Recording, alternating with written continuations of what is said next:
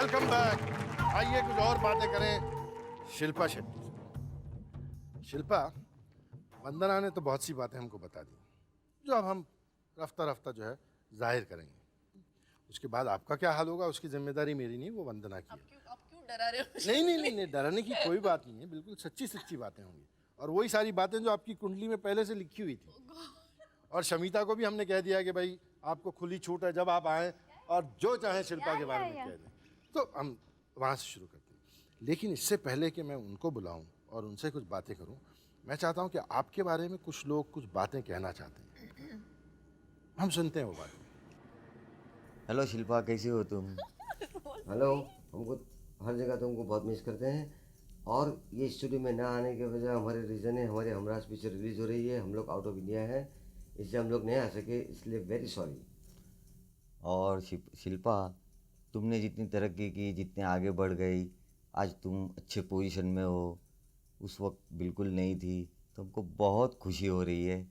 और ख़ास करके तुमने उस फिल्म में जो मेहनत की थी, तो वो जो हमको खास करके एक सीक्वेंस जो हमको बिल्कुल याद आ रहा है कि सीक्वेंस के बारे में बोल रहे हैं मुस्तन भाई, कि जो ऊपर से गिरने का शॉट था, तो सब लोग कह रहे थे कि ये ग्राफिक्स में करे या स्पेशल इफेक्ट में करे, लेकिन ये तुमने रियल शॉट दिया था। कैसे शॉट दिया था कि जो बिल्डिंग थी, वो बिल्डिंग हमने वो पूरी ज़मीन पे लगाई थी और तुमको हार्नेस और केबल से हैंग किया था। और तुमको जो तकलीफ़ हुई, ये शॉट कंप्लीट होने के बाद तुम्हारा पूरा जिस्म ज़ख्मी हो गया था और तुमने उफ तक नहीं किया और तुमने हंसते हुए काम किया, तो हमको बहुत खुशी हुई।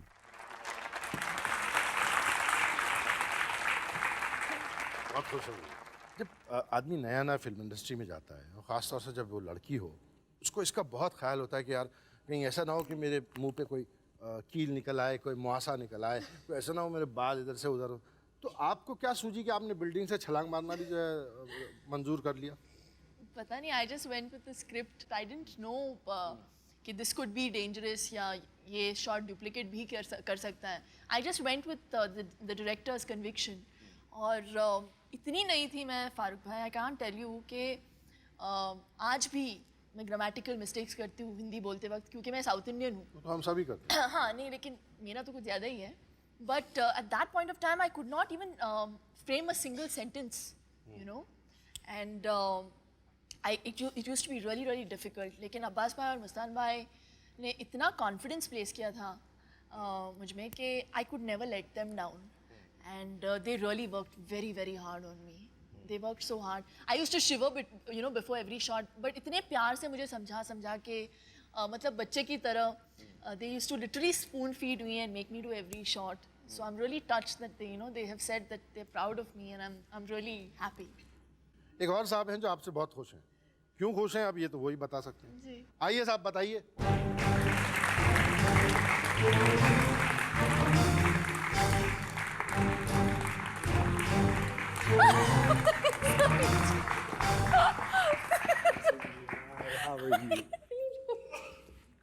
समीर साहब बहुत बहुत शुक्रिया, आप तशरीफ लाए। आइए। हम दोनों मिलकर जो है शिल्पा को थोड़ा घेरें। जी बिल्कुल। आपने भी इनके साथ एक बहुत कामयाब फिल्म की थी, बाजीगर इनकी बहुत कामयाब फिल्म थी। उसके बाद आपने इनके साथ फिल्म की। सबसे पहले आपने शिल्पा को कहाँ देखा? मैंने सबसे पहले शिल्पा को स्टीनबैग पे देखा था जी। एडिटिंग रूम में मुझे शिल्पा के 2 गाने दिखाए गए थे बाजीगर के, और मुझे कहा गया था कि आपकी फिल्म के लिए ये हीरोइन आपको सूट करती है। मैंने वो दोनों गाने देखे और मैंने कहा कि हाँ, मुझे बिल्कुल ये हीरोइन चाहिए, एंड दैट्स हाउ मैं खिलाड़ी में शिल्पा आई। अच्छा, मैं खिलाड़ी तू अनाड़ी, तू अनाड़ी। मैं खिलाड़ी। अच्छा, मेरी Always, तरफ से मैं हमेशा खिलाड़ी, सामने वाला अनाड़ी। जी।